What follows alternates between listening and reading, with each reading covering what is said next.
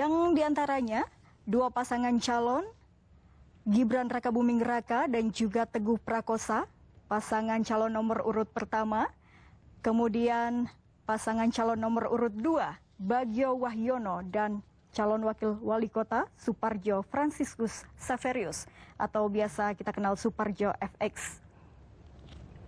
Dan selanjutnya saya akan menjelaskan pasangan nomor urut 1 di mana partai pengusung yaitu PDI Perjuangan dengan total 30 kursi di DPRD Kota Solo. Dan selanjutnya pasangan calon nomor urut 2 yaitu pasangan Bagio Wahyono dan Suparjo FX diusung dan maju melalui jalur independen atau perseorangan dengan total dukungan sebanyak 38.831 dukungan. Ya, dan selanjutnya, saudara, kita akan mengetahui terkait dengan sektor pariwisata di Kota Solo di tingkat penghunian kamar atau TPK Hotel di Surakarta atau Solo pada September 2019 sebanyak 57,70%. Kemudian di Agustus 2020 mengalami penurunan menjadi 30,96% diakibatkan dampak pandemi COVID-19. Dan pada bulan September 2020 juga semakin menurun di angka 29,12%. Dan selanjutnya, kita akan menginformasikan pendapatan asli daerah atau PAD Kota Solo atau Surakarta di tahun 2017 sebesar 527,5 miliar. Kemudian di tahun 2018, 525,1 miliar. Dan di tahun 2019, pendapatan asli daerah Surakarta sebesar 546 miliar. Kemudian selanjutnya sektor industri. Industri di tahun 2015 hingga 2017, non-OSS, online single submission, ini sebanyak 842. Kemudian di tahun 2018 ini sebanyak 108. Dan industri di tahun 2019 untuk Kota Surakarta sendiri sebanyak 221 dan di tahun 2020 bisa kita saksikan bersama sebesar 645. Dan juga selanjutnya jumlah UMKM yang ada di Kota Surakarta usaha mikro tahun 2014 hingga Juli 2020 sebesar 3.252 dan usaha kecil tahun 2014 hingga Juli 2020 menjadi 4.442. Ini mengalami peningkatan seiring juga di tahun ini persentase lebih banyak dikarenakan pandemi COVID-19 dan UMKM semakin banyak.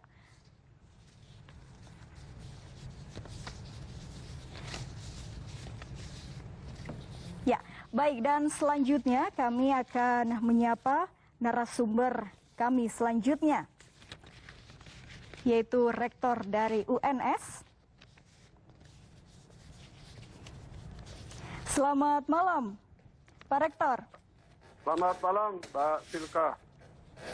Baik, sudah bergabung bersama kami, Profesor Jamal Wiwoho. Terima kasih, Profesor. Bagaimana kabarnya? Saya sehat, Solo hujan ini. Baik, Profesor Jamal, kita sedikit membahas tentang Kota Surakarta atau Solo nih, Prof. Untuk terkait Pilkada 2020, terkait dengan elektabilitas versus popularitas. Ini bagaimana untuk Pilkada 2020 Kota Solo? Ini cukup kompetitif atau mungkin sudah bisa ditebak hasilnya ini, Prof? Ya, satu bahwa Pilkada Kota Solo khususnya yang kami amati selama ini antara pasangan Gibran Rakabuming Raka dan Teguh Prakosa nomor urut 1 dan Pak Bagio Wahyono dengan Pak FX Suparjo atau Bajo dengan nomor urut 2 sudah disahkan KPU untuk bisa berlaga di dalam kompetisi pemilihan kepala daerah langsung Kota Surakarta yang insya Allah nanti berjalan atau dilakukan pada tanggal 9 Desember yang akan datang. Ada hal yang menarik di Kota Solo ini, hampir seluruh partai politik di Kota Solo ini mengajukan Gibran Rakabuming Raka dan Pak Teguh Prakoso untuk dicalonkan sebagai calon wali kota Surakarta. Hanya satu partai yang tidak mencalonkan. Sedangkan yang Pak Bagio Wahyono dan Epik Suparjo dicalonkan oleh independen. Sehingga tentu kalau dikaitkan dengan elektabilitas dan popularitas, maka nanti akan apa yang disampaikan oleh Mas Kodari, Mas Adi, Mas Fadil tadi menjadi mudah dibaca sebetulnya. Setidak-tidaknya popularitas yang ada pada pasangan tertentu itu karena di belakangnya misalnya saja banyak partai pengusungnya, putra tokoh, kemudian memudahkan bekerjanya partai karena dalam tanda petik kompetensi melakukan calon independen di mana mesin partai kita harapkan, dan kalau di Solo itu namanya mesin partai PDI Perjuangan itu apa yang diperintahkan ya insya Allah sudah terrealisasi. Tidak begitu sulit menapak. Demikian Mbak Silka. Baik, Prof. Jamal. Dan apakah hal yang sama juga ketika Prof menyoroti untuk elektabilitas para pasangan calon di daerah-daerah lainnya di Indonesia, Prof? Ya tadi itu karena elektabilitas itu kalau kita melihat kan ada tingkat keterpilihan, ya tingkat keterpilihan yang disesuaikan dengan kriteria tertentu. Ya. Nah, itu memudahkan bagi khususnya pasangan nomor urut 1 di Surakarta itu untuk diangkat di dalam konteks popularitas. Saya kok ya apa yang seperti Mas Kodari tadi, politik bekerja, kemudian didukung oleh sarana dan prasarana yang memadai, kampanye baik dilakukan secara tradisional dalam tanda petik dengan mengkombinasikan kampanye pada media sosial. Karena di dalam pandemi COVID ini maka tidak bisa kemudian dilakukan kampanye secara konvensional, secara besar-besaran. Ya. Tetapi hanya mendatangi warga dengan tingkatkan. Oleh karena itu, kombinasi antara darat dan darat dalam konteks pemilu pada sekarang ini menjadi sangat penting sekali. Ya, saya meyakini bahwa dua unsur itu memenuhi, tetapi tentu bahwa dalam pemilu ini yang paling disukai adalah bagaimana hanya dilakukan secara konvensional, mendatangkan warga, dialog, tahu visi misinya, bahkan ada hiburan-hiburan yang cukup banyak sebetulnya kampanye-kampanye yang hanya menyajikan hiburan saja, sering-sering tidak tahu. Itu Mbak. Baik, Prof. Jamal. Dan saya kembali ke Bang Kodari. Bang, kalau kita menyoroti pemilihan wali kota Solo, ini juga sempat ramai publik begitu ya, terkait dengan pencalonan nomor urut 1 dan juga nomor urut 2. Dan bagaimana Bang Kodari ini melihat elektabilitas keduanya untuk pemilihan wali kota Solo ini sendiri? Pertama saya kira pilkada serentak 2020 ini unik ya dalam pengertian bahwa biasanya yang paling populer itu pilkada di tingkat provinsi. Ya.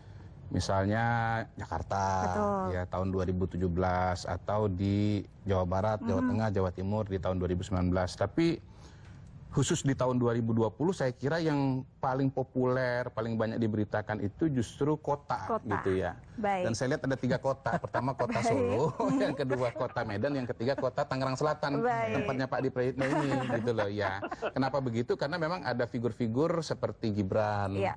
Yang dikenal sebagai anaknya Pak Jokowi, ya. Kemudian ada Siti Aziza ya, Siti Nur Aziza, Siti Nur Aziza, anaknya Pak Wakil Presiden Ma'ruf Amin, begitu. Sehingga kemudian memang atensi itu justru jatuh pada kota Solo, kota Medan dan kota Tangerang Selatan. Nah, sebetulnya kalau bicara kunci kemenangan, mencoba melanjutkan dari Pak Jamal tadi ya, bagaimana situasi dan kondisi di Solo.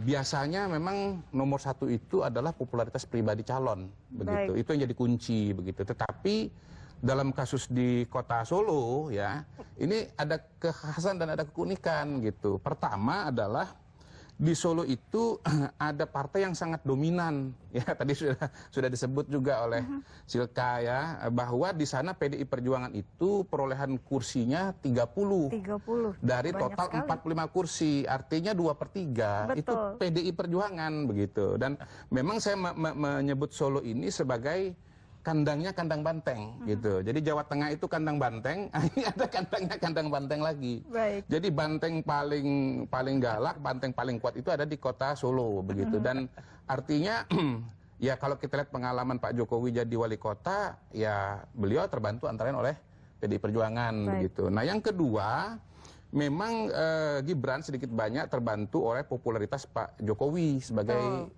mantan wali kota di Solo, dan prestasinya baik ya, sebagaimana dibuktikan pada pilkada yang kedua kali itu perolehan suaranya di atas 90% begitu. Nah, pengalaman saya survei di berbagai wilayah Indonesia, kalau anak maju itu kalau kepuasan kepada bapaknya tinggi, peluang menang itu besar. Tapi kalau kepuasan kepada bapaknya rendah, peluang menangnya kecil. Nah, jadi di kota Solo ini 3 variabel ini itu dominannya ke Gibran, begitu. Dari partainya, dari pemimpin sebelumnya, dan dari popularitas pribadi, begitu. Jadi untuk sementara ya kalau tidak terjadi hal-hal yang khusus ya, saya kira arahnya itu kepada Gibran. Nah, hal khusus itu apa? Mungkin Mas Adi bisa ngomong, atau Pak Jamal sebagai orang Solo. Baik, dan bagaimana nih kalau pandangan Mas Adi sendiri? Apakah memang betul seperti itu atau memiliki pandangan lain nih Mas Adi? Apakah ada fenomena Jakarta kan gitu kan, ada yang unik-unik gitu. Ya. Kalau saya sederhana ingin menyimpulkan apa yang disampaikan oleh Bang Kodar. Jadi Pilkada Solo ini sudah selesai sebenarnya, Silka. Karena dari berbagai penjuru mata angin, Gibran relatifly memang diuntungkan, bukan hanya secara politik, tapi dari berbagai aspek variabel politik yang bisa diukur, tentang elektabilitas, tentang popularitas, tentang dukungan parpol, termasuk misalnya Solo adalah basisnya PDIP atau basis merah ya. Jadi dulu banyak sekali seloroh yang mengatakan kalau Pilkada Solo, jadi siapapun yang diusung pasti menang. Bahkan sendal jepit sekalipun diusung menang. Karena sakingnya kuat dukungan yang ada di di PDIP di Solo ya. Apalagi yang maju Gibran yang memang kalaupun toh dia bukan anaknya presiden, Gibran ini kan memang populer di medsos. Dia sebagai pengusaha, dia sebagai seorang yang memang orang yang begitu mengentertain dunia media sosial, dia juga cukup dikenal. Apalagi misalnya dalam beberapa kali debat secara langsung yang kita saksikan dari Jakarta misalnya, Gibran memang terlampau kelihatan cukup dominan ketimbang Bagio. Gibran bicaranya to the point, direct terhadap persoalan recovery ekonomi dan bagaimana mengamputasi persoalan corona. Sementara Bagio misalnya agak sedikit tradisional pendekatannya. Bagaimana kehidupan Solo yang masih tradisional dipelihara, pakaian adat, tradisi dan seterusnya. Gibran agak sedikit modernize. Dia bicara tentang milenialnya keluar. Misalnya tugas utama kalau dia jadi wali kota Solo sederhana, supaya corona tidak menyebar, dan yang paling penting adalah recovery ekonomi. Itu direct menurut saya. Jadi selama ini Gibran yang dipersepsikan hanya menumpang popularitas dan kesuksesan Jokowi, kalau melihat debat kandidat ini sepertinya satu contoh perkaderan yang baik sebenarnya. Bagus, konsisten gitu, dan confident dalam menyampaikan visi misinya. Tapi ala kulli hal, kita tidak boleh mendahului kehendak Tuhan. Betul. Tapi kalau melihat barometer politiknya Bang Kodari dan kita-kita yang sebagai pekerja pemilu di berbagai tempat, kalau tidak ada badai, kalau tidak ada tsunami, saya kira 9 Desember itu hanya formalitas bagi Gibran. Baik, jadi memang elektabilitas sudah bisa terlihat bahwa memang sangat unggul begitu dibandingkan dengan pasangan calon nomor urut 2. Dan bagaimana Mas Fadli melihat fenomena yang ada di pemilihan wali kota Solo ini sendiri, Mas Fadli? Dan bagaimana terkait dengan supporting partai yang tadi juga sempat dijelaskan bahwa memang PDI Perjuangan ini kuat sekali begitu di Solo? Saya sih tidak terlalu menyoroti bagaimana proses kontestasinya ya, karena sudah ada dua pakarnya di studio Mbak Silka. Sebetulnya kalau kita tarik kepada sejauh mana kemudian signifikansi dukungan partai terhadap kinerja mesin pemenangan seorang calon kepala daerah, itu juga akan menjadi sangat relatif sebetulnya. Tergantung sejauh mana mesin partai, kekuatan kader partai di daerah tersebut bisa terasosiasi dengan sangat kuat kepada seorang pasangan calon yang kemudian diusung oleh partai tersebut. Kalau di Solo misalnya konteksnya karena memang Solo adalah basis dari PDIP, tentu mesin partai akan sangat dominan membantu seorang kerja-kerja pemenangan seorang pasangan calon. Nah, tapi akan berbeda dengan daerah lain kalau kemudian kekuatan partainya relatif lebih merata, atau bahkan dalam situasi tertentu pemenang pemilu legislatif atau pemegang kursi terbanyak di DPRD-nya sering berganti-ganti dalam setiap proses pemilu. Maka itu kekuatan partai tidak akan terlalu dominan dalam menentukan mesin pemenangan pasangan calon. Nah, pasangan calon biasanya akan membentuk struktur pemenangan tersendiri, dan memang keberadaan partai politik tetap didebatkan di dalam itu, tetapi memang ada dua jalur komunikasi yang memang disiapkan, dua jalur tim yang memang disiapkan, satu tim ke partai, satu lagi tim memang dibuat sendiri oleh pasangan calon. Nah, soal sejauh mana peran partai dalam pemenangan pasangan calon, saya ingin mengatakan bahwa itu akan sangat relatif tergantung dari corak dari daerah tersebut. Tapi kalau bicara dalam konteks Solo yang memang merupakan basis salah satu partai politik yaitu PDIP, ini memang tentu akan sangat menentukan dalam pemenangan seorang pasangan calon yang diusung oleh partai yang sangat dominan di daerah tersebut. Baik, Mas Fadli dan juga saudara, kita masih akan melanjutkan perbincangan kita terkait dengan pemilihan wali kota Solo. Dan tetaplah bersama kami di Memilih Pemimpin.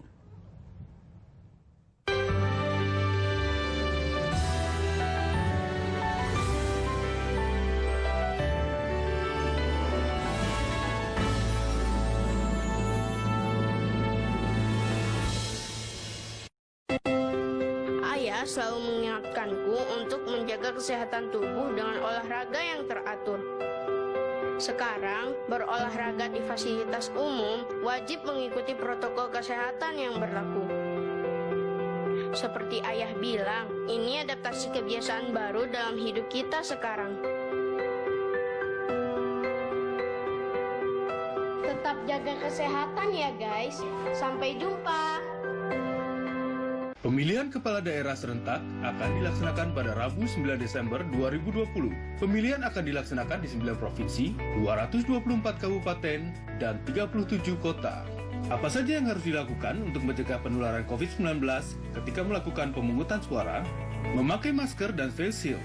Datanglah sesuai jadwal yang tertera pada kartu model C pemberitahuan. Wajib mencuci tangan menggunakan sabun sebelum masuk ke TPS. Melakukan pengukuran suhu. Isi formulir kehadiran menggunakan alat tulis yang sudah Anda bawa. Pemilih akan diberi sarung tangan sekali pakai. Tetap jaga jarak ketika menunggu. Gunakan paku yang telah disediakan.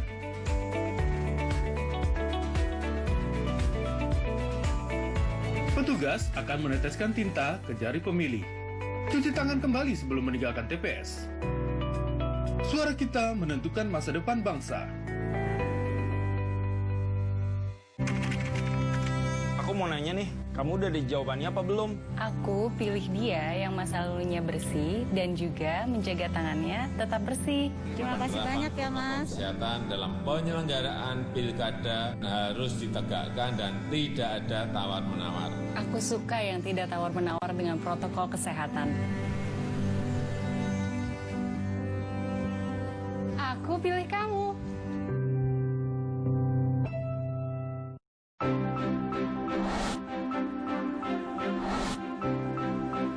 Awali pagi Anda dengan membuka informasi yang menarik dan menginspirasi. bersama Klik Indonesia Pagi. Kami sapa siang Anda dengan informasi paling terkini, tersaji lengkap untuk membuka wawasan dan dapat dipercaya dalam Klik Indonesia Siang. Ragam berita aktual, rangkuman kejadian sepanjang hari, kami sajikan dalam Klik Indonesia Malam. Perbaharui informasi Anda bersama TVRI.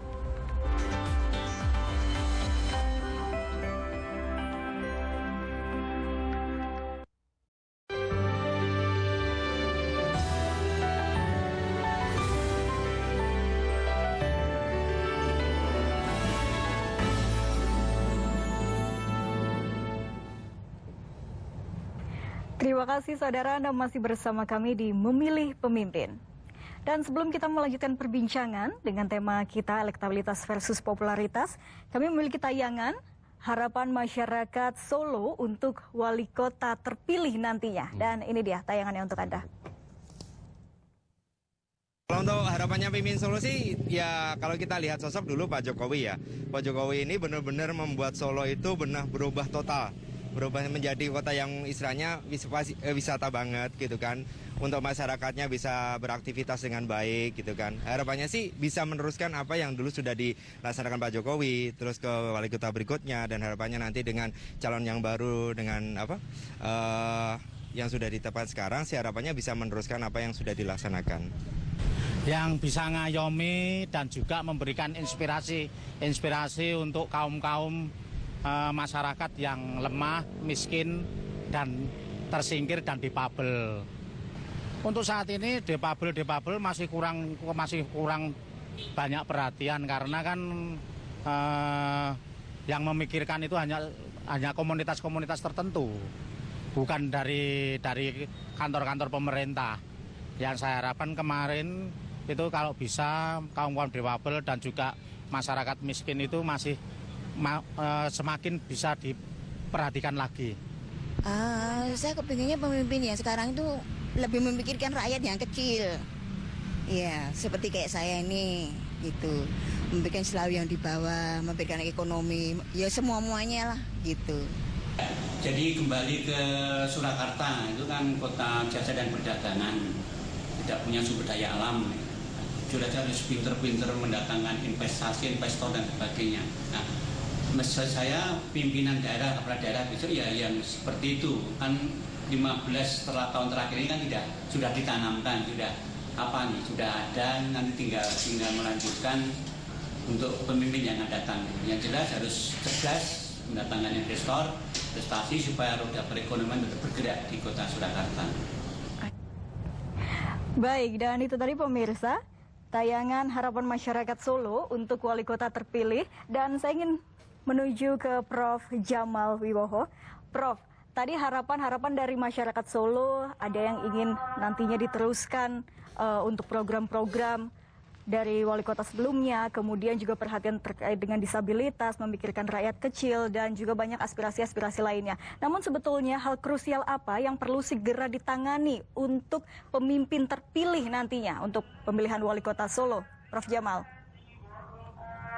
Baik, yang pertama tentu bagaimana kemudian menstabilkan, karena ekonomi yang tidak menentu menurun, bahkan sampai tingkat inflasi min 5,2, tentu tugas pertama setelah wali kota Solo itu terpilih di tanggal 9 Desember yang akan datang, dan nanti kalau akan dilantik tahun 2021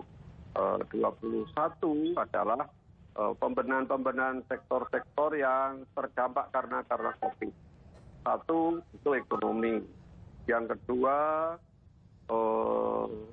pendidikan, kesehatan. Dan Solo sebagai kota Solo sebagai kota vokasi, kota budaya, kota olahraga, dan juga kota yang ramah dengan disabilitas, maka hal-hal tersebut harus segera dibenahi oleh siapapun yang menjadi wali kota di kota Solo. Solo menjadi kota budaya, Solo menjadi kota olahraga, Solo menjadi kota yang ramah terhadap disabilitas, termasuk di dalamnya adalah kota pariwisata dan menuju kota pelajar yang baik di lokal Jawa Tengah bahkan di Indonesia. Itu Mbak Silka. Baik. Dan untuk Bang Kodari sendiri, Bang Kodari, tadi kita melihat tayangan bahwa di awal juga ada masyarakat yang ini melanjutkan program-program yang dulunya Pak Jokowi, kemudian ke wali kota yang terpilih nantinya untuk harapannya. Ini bagaimana nih Bang Kodari melihatnya dan juga terkait dengan mungkin elektabilitas dan juga popularitas. Sekaligus kita menutup closing statement nih dari Bang Kodari. Saya kira apa yang disampaikan oleh rakyat Solo itu sendiri ya itu yang tercermin dari hasil pilkada sebelumnya ya, di mana Pak Jokowi unggul sangat telak 90%, kemudian Pilpres 2 kali juga begitu nuansanya relatif sama, dan saya pernah survei di sana juga hal-hal semacam ini tercermin dalam tergambarkan oleh ucapan masyarakat di kota Solo tadi, dan ini yang menjadi pondasi yang kuat bagi Gibran lah untuk terpilih ya. Ada 3 pilar tadi kan, popularitas pribadi, kemudian kekuatan partai, dan prestasi Pak Jokowi. Dan sekaligus juga ini mungkin menggambarkan tipologi kepemimpinan yang keluar dari Pak Jokowi ya sebagai presiden ya. Kata kuncinya saya lihat itu rakyat kecil itu berulang kali disebut tadi ya, rakyat kecil yang lemah dan seterusnya. Saya kira refleksi itu kita lihat pada Pak Jokowi sebagai katakanlah presiden begitu ya, dan tentunya ini yang harus dilanjutkan oleh Gibran ya. Tantangannya Gibran sebagai anak milenial yang mungkin latar belakang kehidupannya beda dengan Pak Jokowi. Pak Jokowi sebagai orang yang lahir dan besar di Solo, memang lahir dalam sebuah setting katakanlah kelas menengah ke bawah begitu, dan Gibran ini sudah agak beda sedikit dengan bapaknya begitu. Jadi itu tantangannya bagaimana supaya frekuensi hati masyarakat ini Gibran bisa menangkap begitu ya, karena dia konteksnya adalah kaitannya dengan Pak Jokowi gitu. Baik, dan untuk Mas Adi sendiri, melihat juga tadi harapan-harapan masyarakat juga terkait dengan elektabilitas para pasangan calon. Tidak hanya kita menyoroti untuk wali kota Solo ini sendiri, seperti apa? Ya, kalau saya sih ada 2 hal, Silka. Pertama, jadi banyak harapan terutama kepada pemenang di Solo. Kalau melihat kecenderungannya sepertinya Solo ini sudah hampir definitif yang bisa dipastikan menang itu Gibran. Makanya dibilangkan coba lanjutkan Solo itu seperti Pak Jokowi. Diteruskan. Ya. Ini kan definitif bahwa masyarakat itu sudah bisa menebak sebenarnya siapa yang menang. Yang kedua soal guyub ya, suka tidak suka Solo ini kan masyarakatnya guyub. Jadi statement-statement Wong Cilik, statement-statement masyarakat bawah, kelompok bawah menengah ke bawah itu perlu diperhatikan adalah satu positioning politik yang selama ini memang menjadi branding Jokowi yang cukup melekat bahkan sampai sekarang. Jadi Gibran yang dianggap sebagai the next Jokowi tidak bisa boleh harus meninggalkan 2 hal yang dianggap penting itu. Dia memperhatikan terhadap masyarakat kecil dan melanjutkan apa yang sudah menjadi success story yang telah dilakukan oleh bapaknya. Jadi kalau mau jujur di situ sebenarnya. Bahkan sebenarnya Gibran ini bisa running jauh lebih hebat ketimbang Jokowi karena soft landingnya sudah dibangun cukup kokoh oleh Jokowi selama beberapa periode gitu ya. Infrastruktur, tentang ekonomi, tentang UMKM ini sudah oke. Tinggal bagaimana kemudian Solo ini di profiling menjadi salah satu kota yang kemudian dia trendmarknya tetap established dan tetap diperhitungkan baik di lokal ataupun di internasional seperti yang pernah disampaikan oleh Gibran dalam beberapa debat kandidat itu. Itu saja sih sebenarnya. Jadi Solo sudah bisa menebak siapa yang jadi wali kota dan programnya nggak jauh-jauh dari Jokowi.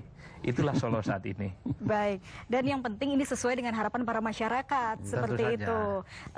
Tidak serta-merta putra dari Pak Jokowi namun tidak menjalankan program-program yang mungkin juga nanti bisa bermanfaat untuk seluruh elemen masyarakat. Oh iya, saya tambahkan sedikit. Silakan, ya. Saya punya pengalaman juga di satu daerah di mana orang tua tuh sebetulnya sangat kuat, sangat populer ya. Tapi kemudian anaknya yang maju itu tidak bisa membuat masyarakat untuk melihat kompetensinya itu setara dengan bapaknya. Dan akhirnya kalah, walaupun kebetulan waktu itu memang lawannya juga kuat, mantan lawan bapaknya, kira-kira begitu. Nah, kalau di Solo ini mungkin untungnya karena Pak Bagio ini bukan calon sebelumnya begitu ya. Kalau calon sebelumnya dan tidak bisa menampilkan kompetensi juga bisa lampu kuning itu, begitu. Baik, jadi kapabilitas dari pasangan calon itu sendiri juga pasti diperhatikan oleh masyarakat begitu. Terlepas dari orang tua atau juga mungkin kerabat yang memiliki popularitas atau juga elektabilitas yang tinggi. Baik, dan untuk Mas Fadli, ini juga menyoroti pemilihan wali kota Solo dan juga di Indonesia sendiri untuk elektabilitas juga popularitas. Ini bagaimana pandangan dari Mas Fadli sendiri sekaligus menutup closing statement dari acara ini, Mas Fadli?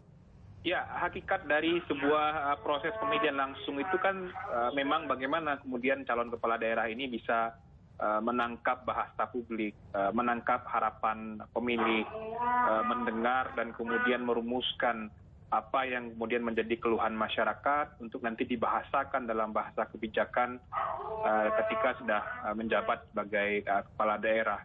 Nah, dan yang paling penting bagaimana calon kepala daerah bisa mengeksekusi banyak rencana, banyak kegiatan, banyak program yang sudah dia sampaikan dalam janji politiknya. Hal yang sama menurut saya juga wajib untuk ditagih di Solo ya, karena ini kan proses masih berjalan meskipun orang sudah banyak memperkirakan kira-kira hasilnya akan seperti apa.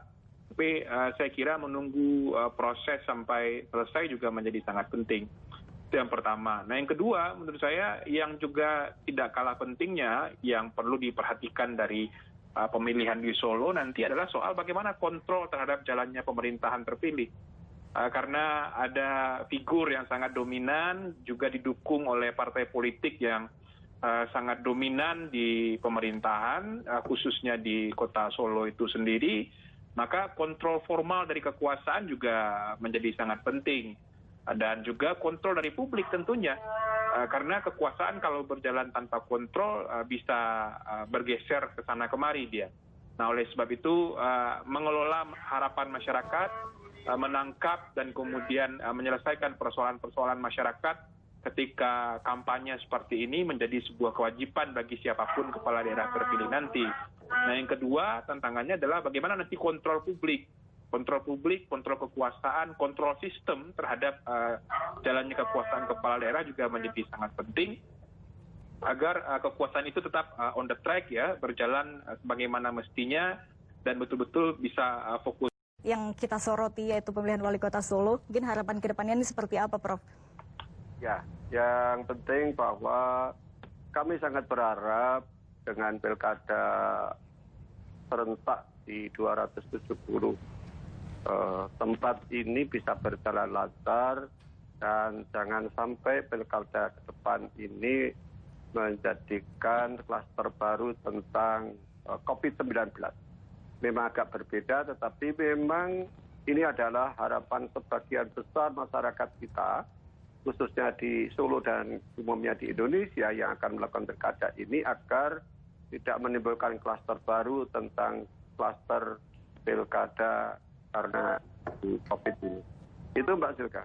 Baik, terima kasih Profesor Jamal Wiwoho, Rektor Universitas 11 Maret UNS, dan juga terima kasih Mas Fadli Ramadhanil, Program Manajer Perludem, telah bergabung bersama kami secara virtual. Dan tentu saja terima kasih banyak Bang Kodari, Direktur Eksekutif Indobarometer, Mas Adi Prayitno, Direktur Eksekutif Parameter Politik. Terima kasih banyak. Sama-sama.